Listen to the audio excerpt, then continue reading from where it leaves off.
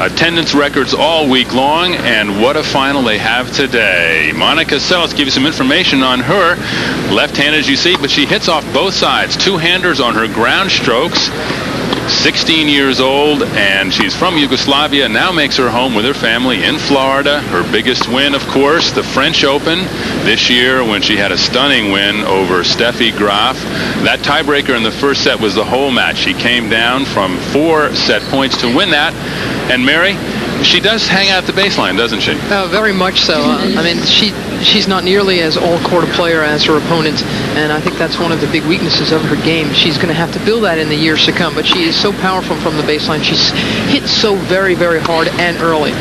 Gabriela Sabatini, for her part, used to stay back more, but in recent months, with her new coach, Carlos Kiermaier, has come to net. 20 years old, a very lithe 5'8", originally from Buenos Aires. She moves all over the world now, spends some of the time in Key Biscayne, Florida, as well. And, of course, her biggest win, the U.S. Open over Steffi Graf. And what a stirring match that was for this young woman, who has become really an all-court player, hasn't she, Mary? She really has. I mean, she's been good for a long time, but basically she's played this sort of solid, unimaginative baseline tennis. These days, she's waist deep in volleys. I've never seen someone, integrate a new notion such as volleying as well and as easily as Gabriela Sabatini. So that's what's so good about her. She can attack from everywhere on the court.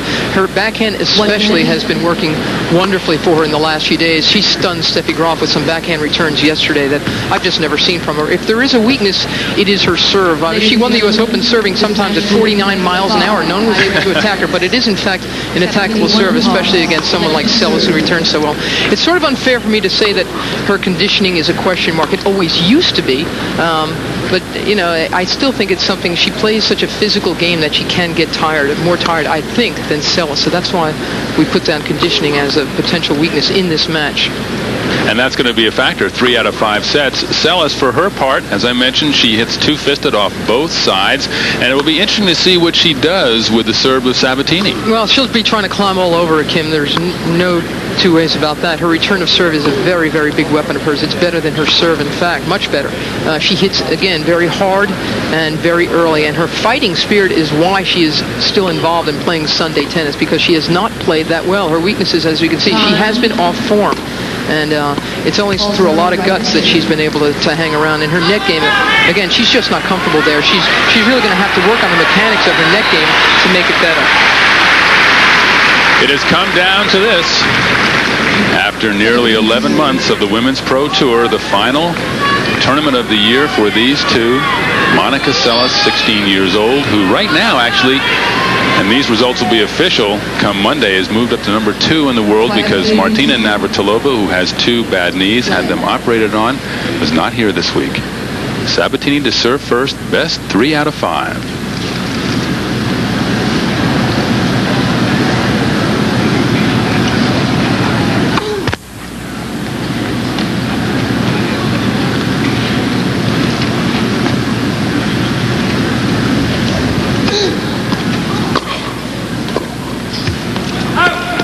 Love 15. Love 15, our chair umpire, Fran McDowell from Mount Vernon, Washington.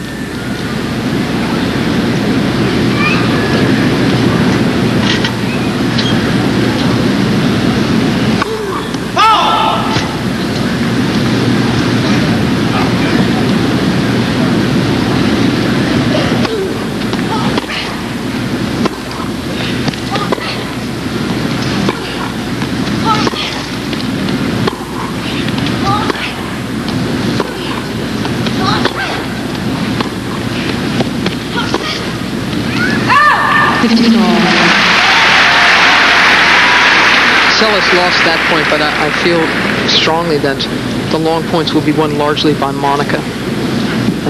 I think Sabatini should do what she did so well against Graf yesterday, try to attack early in the points. Otherwise, she can get into these defensive lapses. She didn't at all yesterday, but in her 2 previous matches this week, that's what happened.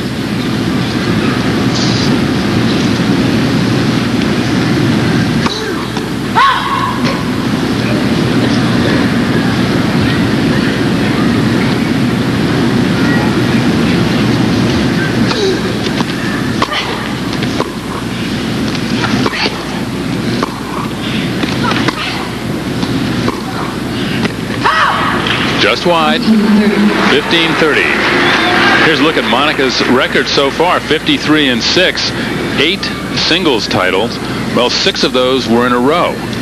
And again, as of tomorrow, she's number 2 in the world, not number 3. Martina Navratilova goes down to number 3. It's the first time since '81 that Navratilova has been outside the number 1 or number 2 position.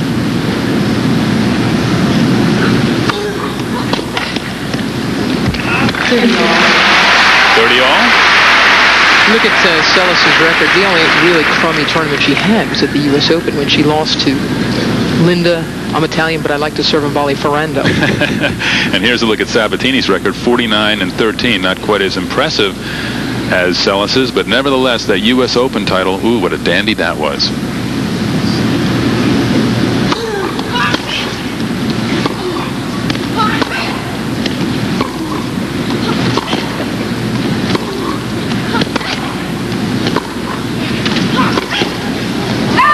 Well, man, this is a bit interesting. Sabatini has yet to come to net. No, I think that's largely out of respect, perhaps, for Monica's return of serve, and she's still cold. I think they both players are playing this game a little bit nervously. They've both made errors. Advantage Sabatini. First game.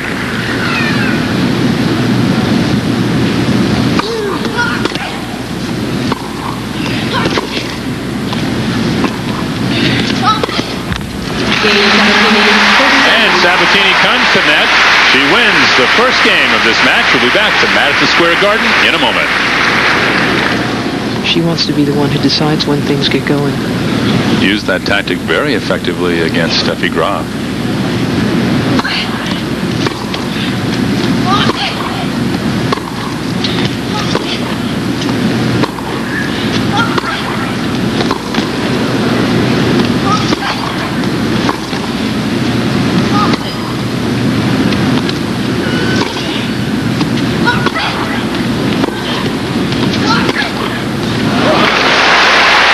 Seles will do punish any kind of a short ball. You give up a short ball against Seles and you get in real trouble off both sides. This is her backhand side. This is the one that's really scary. And again, off of this, Sabatini hit it just too short. Monica was all over it. She uses the short court so well. Finds angles others can't find. 40-15. Which is a pity because she hits such tremendous shots. I mean, she's got the kind of approach shots that most players would die for.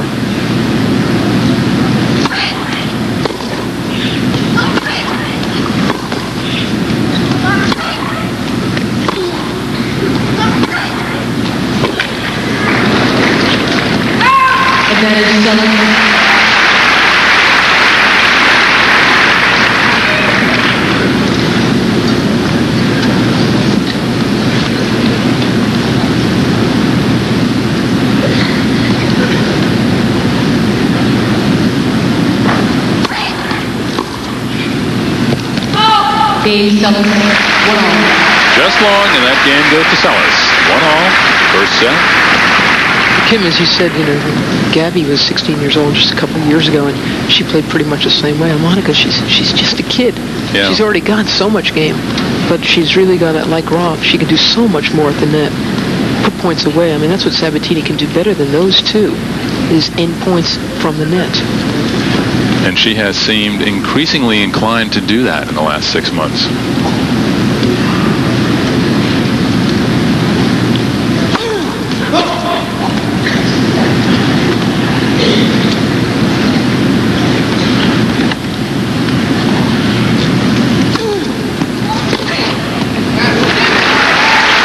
Carlos Kiermaier, Sabatini's coach, before the match, if Sabatini was just going to try to spin them in, get a high percentage of first serve so that her second serve won't be so attackable. He said no. He said whether or not Gabby wins this match, I want her to hit that first serve hard. She's got to learn how to do that.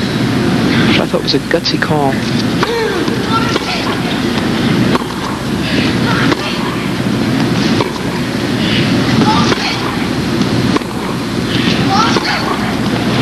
And again, Sabatini's giving her too short a ball.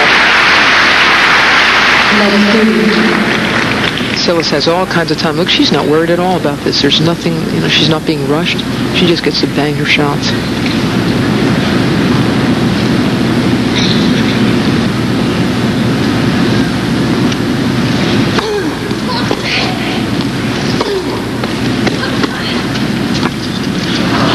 Out of position, Sabatini tried something very ambitious, and that didn't work at all. 3 break points now. Seles going for first blood. This is just what we were talking about, wasn't it? Sabatini serve, and this young woman's return could decide things.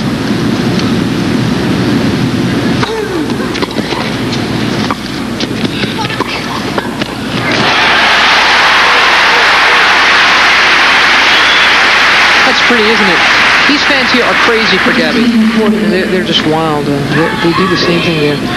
There's an awful lot of Latino fans in New York City anyway. When Andres Gomez used to play here at the Masters, and all the others, they go crazy. But Gabby especially is a favorite. There'll be a lot of heavy pulling for her.